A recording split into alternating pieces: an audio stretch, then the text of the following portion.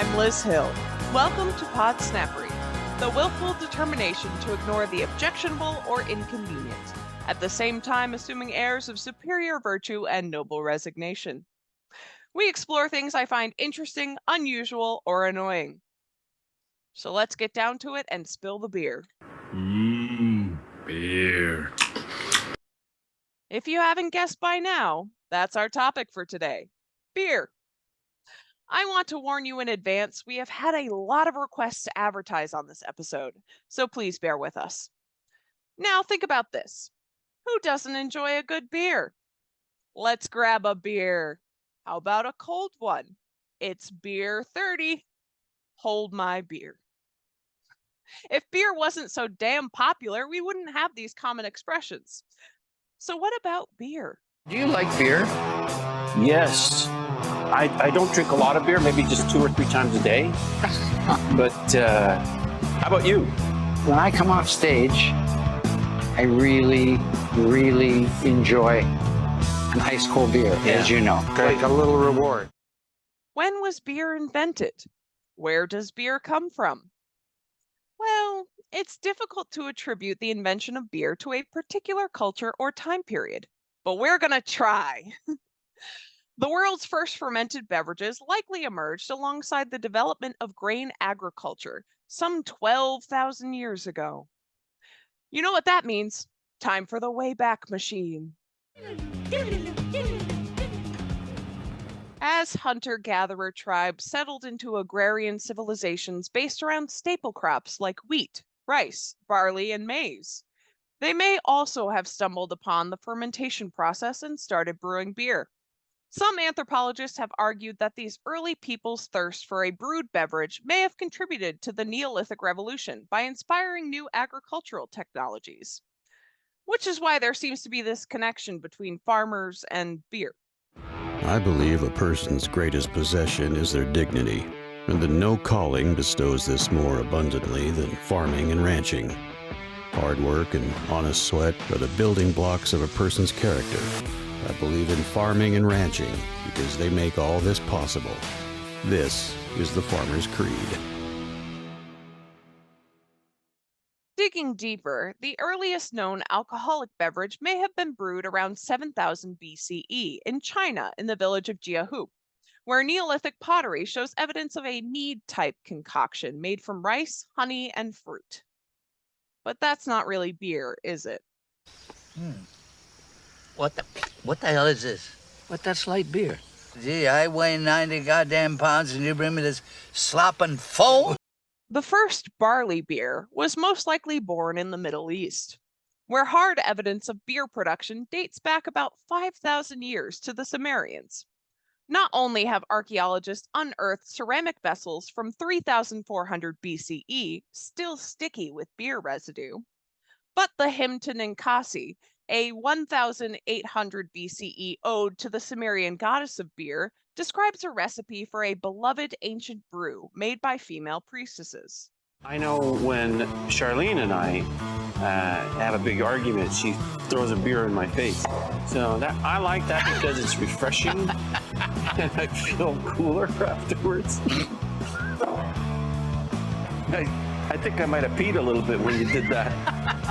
Thank you for sharing that. These nutrient-rich suds were a cornerstone of the Sumerian diet, and were likely a safer alternative to drinking water from nearby rivers and canals, which were often contaminated by animal waste. Did you know that in Babylon, the Code of Hammurabi decreed a daily beer ration to citizens? The code is more what you'd call guidelines than actual rules. The drink was distributed according to social standing. Laborers received 2 liters a day, while priests and administrators got 5. I know, right? Liters, not pints. Liters. That's a lot of beer. However, at the time, the drink was always unfiltered and cloudy, and a bitter sediment would gather at the bottom of the drinking vessels. Special drinking straws were invented to avoid the muck.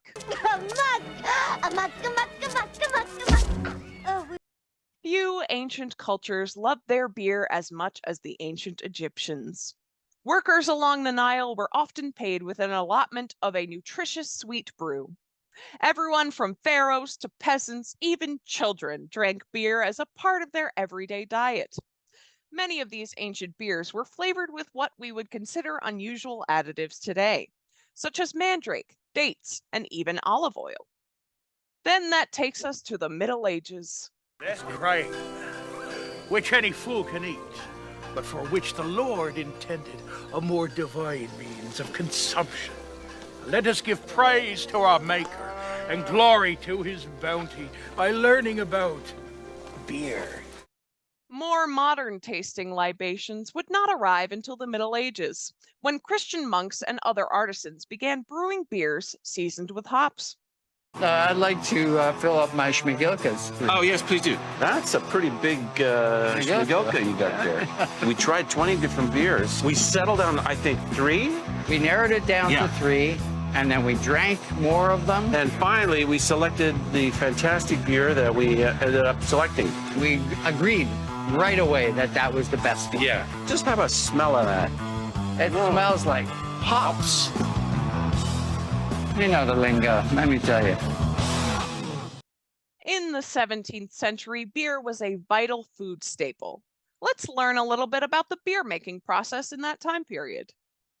It's also time to prepare another of the key dietary staples of the 17th century, beer. Brewing is one of those processes that just has to happen again and again and again through the year. It's our main drink. It's not just for getting drunk in the evenings. Although it wasn't the Industrial Revolution yet, that didn't mean there wasn't any industry. There was loads of industry. Paper mills, tanners, dyers, all sited along streams and rivers, using that water and dumping their effluent into it. So unless you actually had a spring, then your water could be pretty dodgy, and beer is safe to drink. People in the 17th century drank huge amounts of beer, really, by modern standards, up to 8 pints a day. But that was the weak beer, the low-alcohol beer. It was a really important part of people's diet. It contains lots of minerals and vitamins and quite a lot of carbohydrates, so it's quite an important element in the diet itself. And in fact, the temperance movement in the 19th century actually caused major malnutrition amongst the rural poor when people were encouraged to switch from drinking beer to drinking tea. So, wait a minute. The temperance movement caused malnutrition? Let me pocket that information for a rainy day.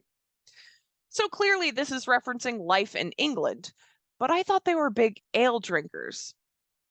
What's the difference between ale and beer? The hops act as a preservative, so if you make beer, it'll keep for weeks and weeks and weeks and weeks, months even. But if you make ale, it really only keeps for sort of a fortnight at most. That smells a bit different. It does, doesn't it? It changes it quite quickly.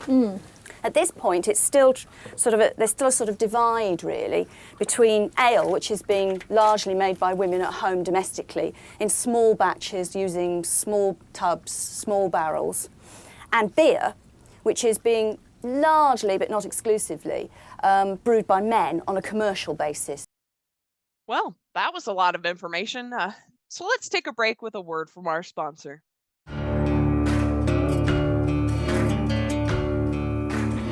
It's nothing fancy. It's what you crave. Beer. Now also in light.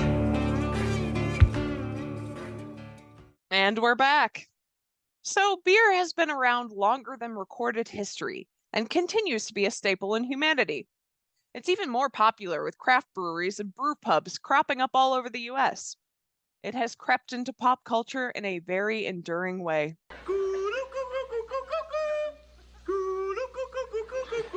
Good day, welcome to the Great White North Canadian Corner. I'm Bob McKenzie, this is my brother Doug. How's it going, eh?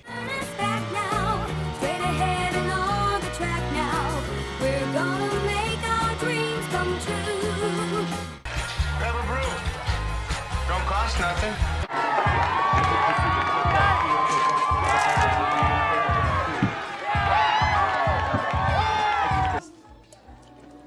Give us a kiss. Oh my God!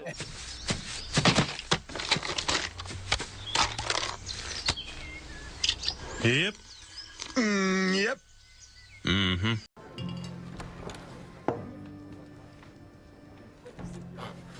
Got a little bit.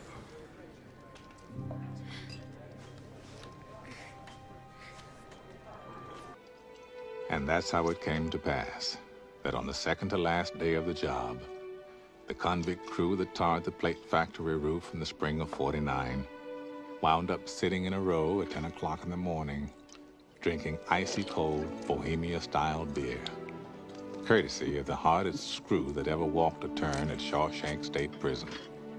Drink up while it's cold, ladies. The colossal prick even managed to sound magnanimous. We sat and drank with the sun on our shoulders and felt like free men. Hell, we could have been tarring the roof of one of our own houses. We were the lords of all creation. I get home at 5 o'clock, and I usually take myself out an ice cold beer. I think beer most likely is better than being hit in the head with a hammer.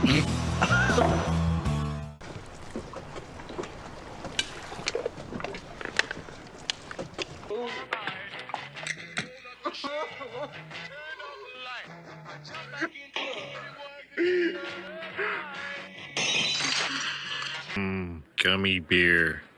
Ready? 1, 2, 3, start.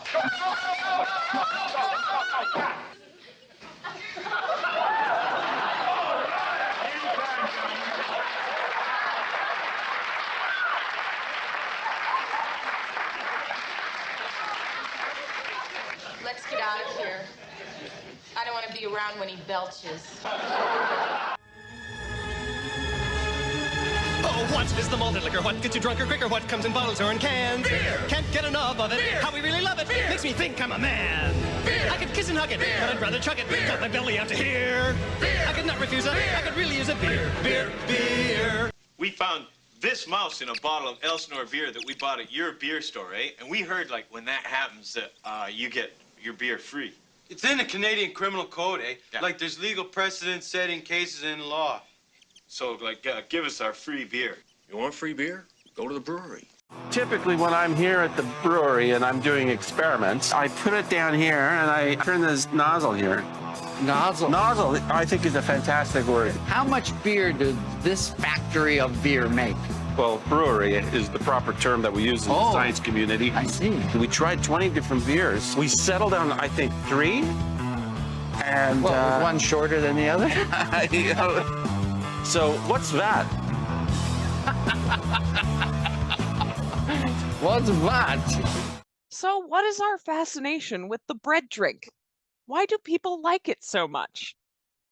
Short answer, aliens. Aliens showed the oldest humans how to make a fermented beverage. Long answer, we have been and always will be thirsty.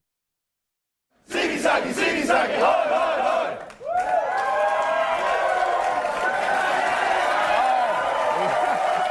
So, the willful determination to ignore the objectionable or inconvenient, at the same time assuming airs of superior virtue and noble resignation. That, my friends, is Podsnappery.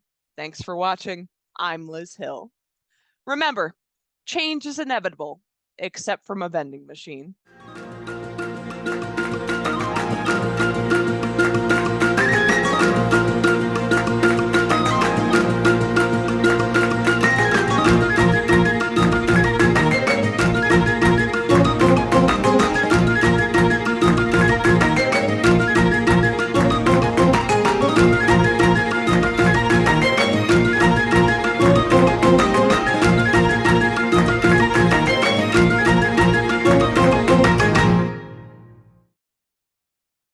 Hi there. Thanks for staying to the end. You know, it's always a good idea to watch the credits. You never know if there's something extra after they scroll by. So anyway, you got a spare room? Yeah, you can stay. But keep your hands to yourself.